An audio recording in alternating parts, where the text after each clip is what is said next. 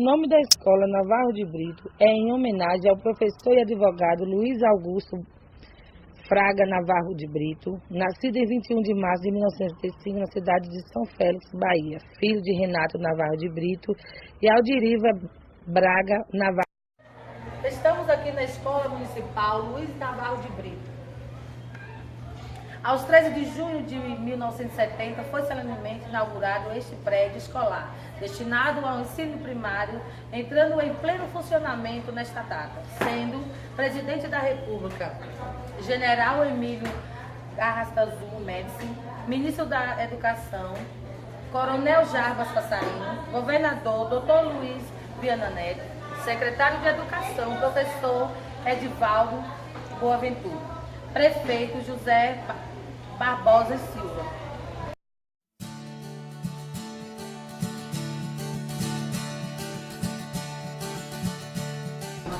Esse professor homenageado Navarro do Brito, a senhora chegou a conhecê-lo? Ele veio, xixi? Não, eu não ele tem algum não, porque é uma coisa que eu não lembro. Eu para comentar isso com ela, né?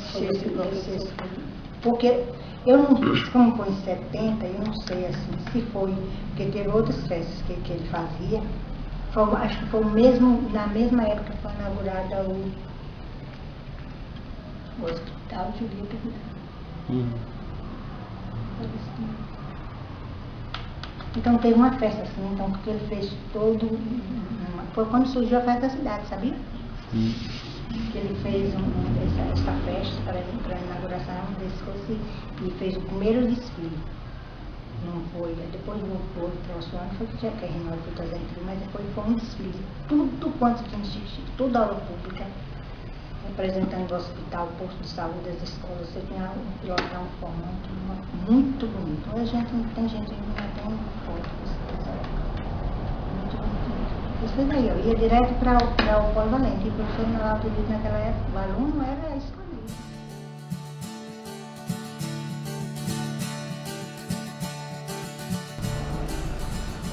Comente as suas experiências, suas lembranças da época. Bom, naquela época o ensino era bem diferente do de hoje. Era uma escola tradicional, o professor tinha toda a autonomia, toda a autoridade na escola. Isso a gente, quando fazia reuniões, a gente chamava os pais e dizia qual era, né, a condição do aluno permanecer na escola, porque naquele tempo se o aluno fazia qualquer coisa, ele também podia ser expulso ou dar uma suspensão de alguns dias, dependendo, né, daquilo que ele fazia. Então, fazíamos essa reunião para isso, e os pais nos davam todo o direito.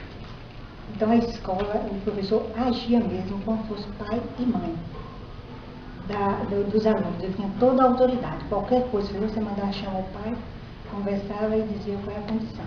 Até no quebrar de carteira, cadeira. Se o aluno quebrasse uma carteira, ele levava a carteira para casa.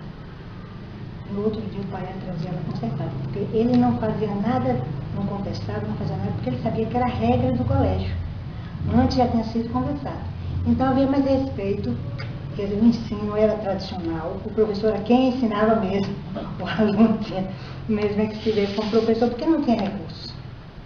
Os recursos eram do próprio professor, não vinha nada para os professores. Se era uma alfabetização, todo o trabalho de alfabetização era feito pelo professor. O professor tinha carinho, comprava todo o material para fazer os cadernos para os alunos fazerem essa parte. Mas, lhe digo com certeza, eu acho que naquela época, por conta dos professores ter autoridade, os alunos aprendiam muito mais. Porque impunha respeito na sala de aula, o aluno respeitava o professor, os pais davam apoio e com isso a coisa ia adiante muito mais que hoje.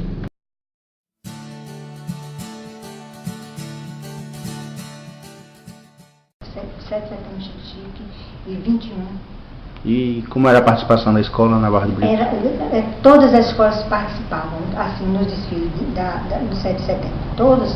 As professoras faziam, também no 21, se quiser, também faziam as roupinhas, as coisas, tudo, os pais colaboravam. E olha que não era nada de governo, nem prefeitura, não. Eram os pais que faziam. Você determinava as roupinhas, os pais vinham, tudo, eles cooperavam mesmo, mas deram uma participação total. Era como o senhor aqui. Naquele tempo você tinha a escola de graça, os professores eram do Estado, o prédio da prefeitura toda à volta.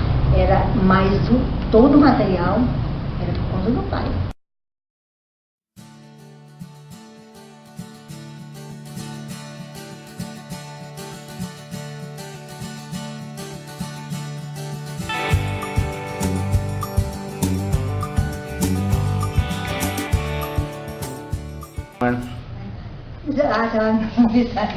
O estágio era não era muito simples assim, no sentido de você formar um plano de aula. Você botava no plano base, agora você levava esse plano tudo desdobradozinho, porque lá o professor ia, se o aluno mandasse para o professor resolver uma questão, você não podia levar nada que não tivesse resolvido, porque se você, o professor estava lá sentado e você estava resolvendo. Se o aluno mandasse resolver uma questão e você pelo menos aí já o estágio no caso do professor, é por isso que os professores estavam lá no pé, foi desde o tempo que já era assim, o estágio, o professor ficava no pé mesmo para dar visto todo dia, você dava visto no caderno. Às vezes quando você faltava um dia todo, no outro dia você ia pedir um diretor outro para dar ali, dar uma olhada, o professor ia, eu mesmo, eu digo, não é? Eu todos os dias eu estava na minha sala de aula, eu não ficava o horário todo. Às vezes eu ia de 1h30 às 3, às vezes eu ia de 3 até o horário de terminar, mas todos os dias eu ia na escola. Então, você sabe o que acontece? Todo mundo queria estagiar comigo, todos os professores lá. Porque, ao contrário, porque o professor dá apoio ao estagiário. Se o aluno faz uma coisa mal feita, o professor está ali para dar apoio a ele. Ultimamente, eu fui visitar umas vezes a escola e teve aluno que estava tendo estágio que queria desistir do estágio, porque não estava conseguindo dominar a classe, entendeu? Naquele tempo não, você não podia deixar. Ou você ia de 1 às 3, ele não obrigava, não queria que você fizesse horário. Ou você ia das 3h30 às 4h30, 5 horas até o horário. Mas você tem que estar lá para você ver o que ocorreu, o que você passou, a estagiária vinha conversar com você, você ia conversar com aquele aluno. Tinha tudo assim. Então os estagiários eram tranquilos, era festa, gente. Até outro dia eu tinha ali um plano de uma festa que dizia, as festas linda mesmo. Mas nossa escola, eu vou lhe dizer, não é que ele já não, mas a escola não vai é como eu disse, já.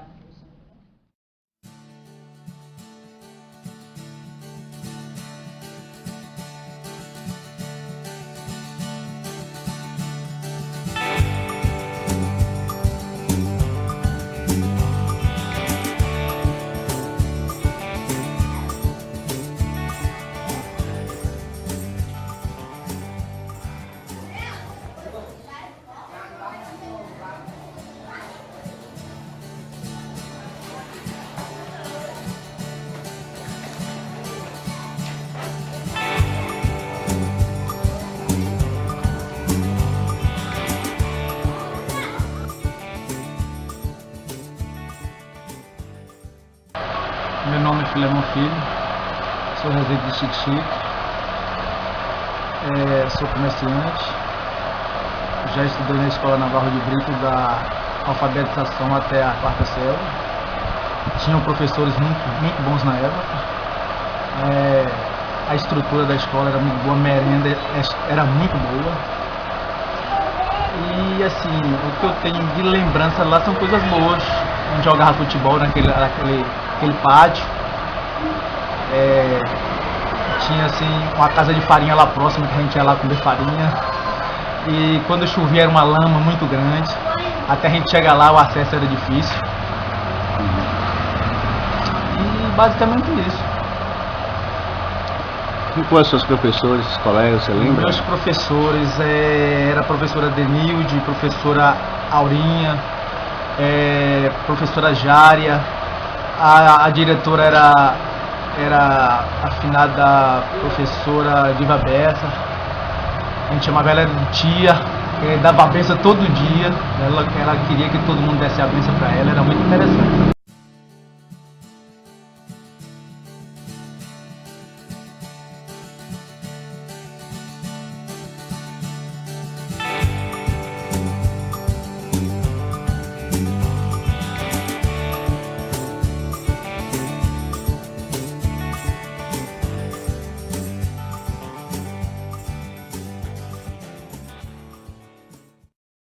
Bom, meu nome é Alisson Andrade Cunha, tenho 38 anos hoje.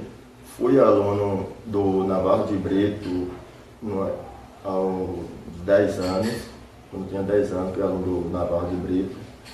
Até então, eu não tinha frequentado escola nenhuma.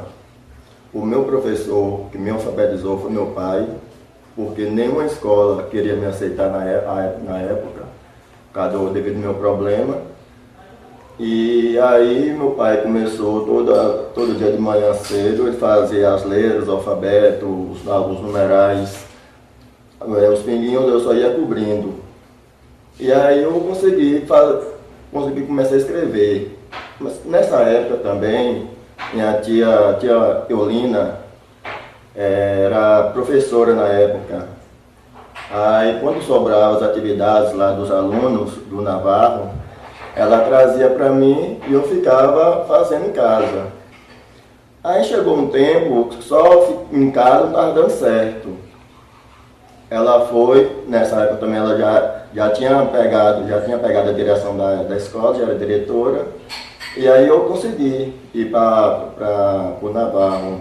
Eu não me recordo muito bem, mas eu creio que eu já entrei lá na primeira série do fundamental.